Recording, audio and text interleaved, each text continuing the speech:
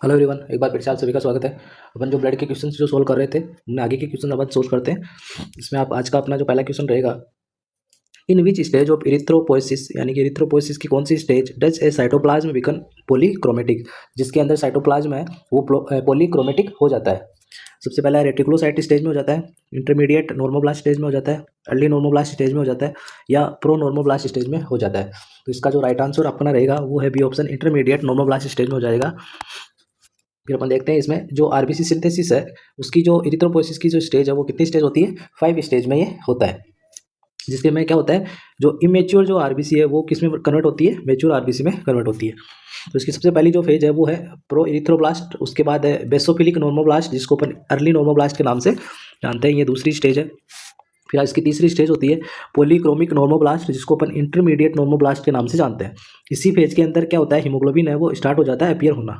ये क्वेश्चन पूछा गया है, इसको ध्यान में रखना कि कौन सी जो इरिथ्रोपोइसिस की कौन सी स्टेज है जिसके अंदर हीमोग्लोबिन है ना वो अपीयर होना स्टार्ट हो जाता है। तो पॉलीक्रोमिक नॉर्मोब्लास्ट या इंटरमीडिएट नॉर्मोब्लास्ट की जो स्टेज होती है उसमें ये अपीयर होना स्टार्ट हो जाता है।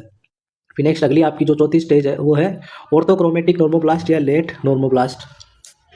फिर आपकी रेटिकुलोसाइट जो उसके बाद ये मेच्योर आरबीसी में कन्वर्ट हो जाती है।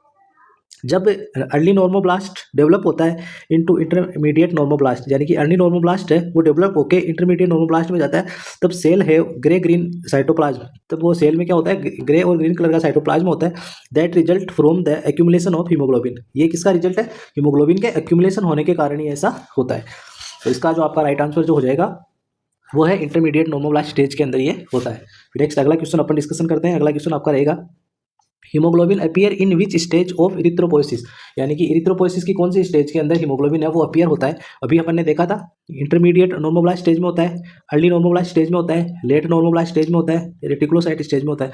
तो जो इंटरमीडिएट जो नॉर्मोब्लास्ट स्टेज है उसके अंदर हीमोग्लोबिन है वो अपीयर होना स्टार्ट हो जाता है। तो ए ऑप्शन इसका राइट आंसर रहेगा। नेक्स्ट अगला आपका question, which following is most mature normoblast, यानी कि इनमें से कौन सा मेच्योर नॉर्मोब्लास्ट है। तो इसमें फर्स्ट ऑप्शन है ऑर्थोक्रोमेटिक नॉर्मोब्लास्ट, बेसोफिलिक नॉर्मोब्लास्ट और प्रोनॉर्मोब्लास्ट और पॉलीक्रोमेटिक नॉर्मोब्लास्ट। तो इसके अंदर जो मोस्ट जो मेच्योर नॉर्मोब्लास्ट है वो है आपकी ऑर्थोक्रोमेटिक नॉर्मोब्लास्ट। ए ऑप्शन इसका आपका राइट हो जाएगा। फिर है normal reticulocyte count of blood, यानी कि ब्लड के अंदर नॉर्मल रेटिकुलोसाइट जो काउंट है वो कितनी होती है, 1 से 2% होती है, 5% होती है, 10% होती है, 25% होती है। तो इसका जो आपका राइट आंसर जो रहेगा 1 से 2% ये होती है। तो ए ऑप्शन इसका राइट आंसर हो जाएगा।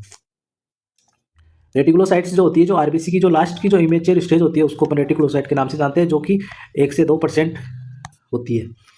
फिर नेक्स्ट आपका which of the following statement about red blood cells are true, यानी कि उनमें से कौन सा स्टेटमेंट है वो आरबीसी के लिए सही है, यानी कि ट्रू है।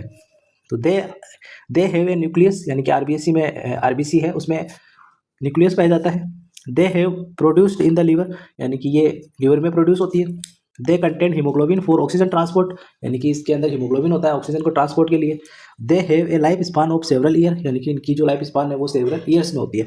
तो जो आरबीसी होती है वो क्या होती है, नॉन न्यूक्लिएटेड होती है, नॉन न्यूक्लिएटेड होती है। तो दे हैव ए न्यूक्लियस, नहीं इसमें न्यूक्लियस पाया नहीं जाता है, तो ये ऑप्शन आपका गलत हो गया।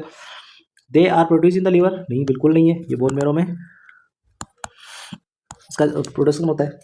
दे कंटेंट हीमोग्लोबिन, बिल्कुल हीमोग्लोबिन कंटेंट होता है फॉर ऑक्सीजन ट्रांसपोर्ट के लिए ही होता है। तो सी ऑप्शन है वो इसका राइट आंसर हो जाएगा। They have life span for several year इसका लाइफ स्पान नहीं होता है, 120 डेज होता है इन एडल्ट। ठीक है, तो इसका जो राइट आंसर आपका हो जाएगा सी ऑप्शन। आरबीसी है वो नॉन न्यूक्लिएटेड होती है, बाइकॉनकेव शेप की होती है और डिस्क शेप की होती है, जिसका जो डायमीटर होता है वो 7.2 माइक्रोमीटर होता है। They contain haemoglobin and carries oxygen to tissue, यानी कि इसके अंदर हीमोग्लोबिन पाया जाता है जो कि ऑक्सीजन को कैरी करता है टिश्यू के लिए।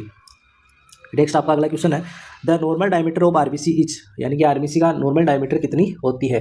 तो नॉर्मल डायमीटर कितना होता है, 7 to 8 माइक्रोमीटर होता है, 6 to 7 होता है, या 8 to 9 माइक्रोमीटर होता है, या 9 to 10 होता है। 9 to 10 तो नहीं होता है, 8 से 9 भी नहीं होता है, 6 to 7 ये भी कम हो जाता है, 7 to 8 यानी कि 7.2 माइक्रोमीटर इसका डायमीटर होता है। तो ए ऑप्शन इसका आपका राइट आंसर हो जाएगा। फिर नेक्स्ट आपका अगला question, most important function of RBC, यानी कि आरबीसी का मोस्ट इंपॉर्टेंट फंक्शन क्या है। तो पहला इसका ऑप्शन है to provide first line defence, क्या RBC first line defence provide करती है। To transport oxygen from lungs to tissue, यानी कि ये ऑक्सीजन के ट्रांसपोर्ट में हेल्प करती है। To prevent bleeding by haemostasis, यानी कि हीमोस्टेसिस से ब्लीडिंग को प्रिवेंट करती है। To act as anti parasite और एंटी एलर्जिक, यानी कि ये एंटी पैरासाइट और एंटी एलर्जिक के रूप में काम करती है। तो डिफेंस का काम आरबीसी का नहीं है। ट्रांसपोर्ट करना ऑक्सीजन को टिश्यू तक, ये है हीमोग्लोबिन होने के कारण। फिर टू प्रिवेंट ब्लीडिंग, ब्लीडिंग को भी ये प्रिवेंट नहीं करती है। और टू एक्ट एंटी पैरासाइटिक, ये भी नहीं करता है। तो इसका राइट आंसर आपका हो जाएगा बी ऑप्शन, इसका आपका राइट आंसर हो जाएगा। नेक्स्ट अगला क्वेश्चन है, विच single feature of normal RBC, which single feature of normal RBC is most responsible for limiting their life span, यानी कि ऐसा आरबीसी का कौन सा सिंगल फीचर है जो कि रेस्पॉन्सिबल होता है आरबीसी की लाइफ स्पान को लिमिट करने के लिए।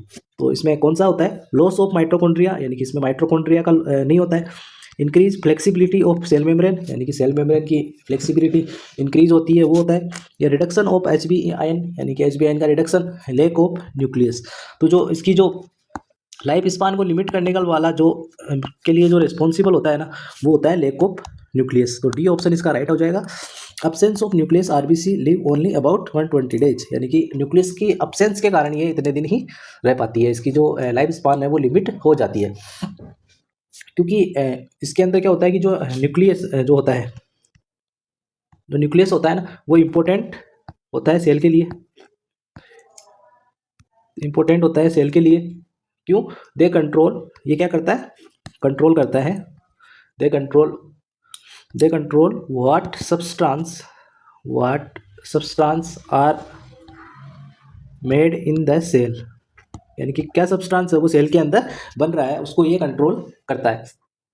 और इसके अंदर अगर न्यूक्लियस नहीं होगा, या न्यूक्लियस अगर इसमें अब्सेंट होगा, न्यूक्लियस अगर अब्सेंट होगा, तो ये क्या करता है, ये can not replenish what substance are depleted into skin, depleted into cell, यानी कि कौन से सब्सटेंस है वो डिप्लेटेड हो रहे हैं सेल के अंदर, वो ये रिप्लेस नहीं कर पाते हैं, जिसके कारण है जो इसकी जो लाइफ स्पान है वो क्या होती है, लिमिटेड होती है।